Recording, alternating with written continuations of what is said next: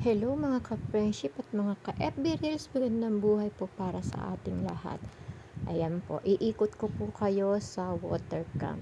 Ito po yung pinuntahan namin nung Sunday nung nag-swimming kami ng aking mga ka-batchmate. Napakaganda po dyan, sulit na sulit. Kaya lang po mabababa lang yung pool. Para po siguro ang purpose nila para hindi malunod yung mga bata. Ayan po.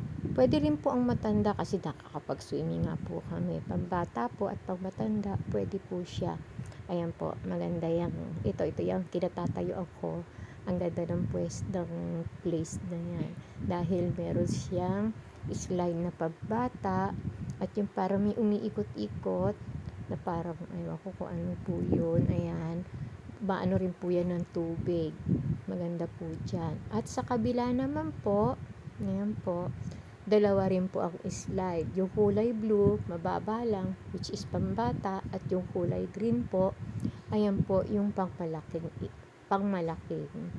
tao, yung para po mga kagaya natin. Yan. Hindi po siya pambata.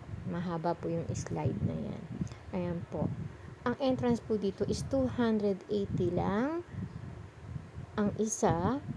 Tapos po, pag senior kayo is 200. So, since meron silang promo ng June, hindi ko lang alam kung June lang yun or every month, na kapag birth month po is libre. Kaya po, since ang birth month ko is June, libre po yung entrance ko. Ayan po, may mga cottages din po dyan. Pwede rin po kayong mag-ihaw at may mga rooms po na pwede kayong mag-rent.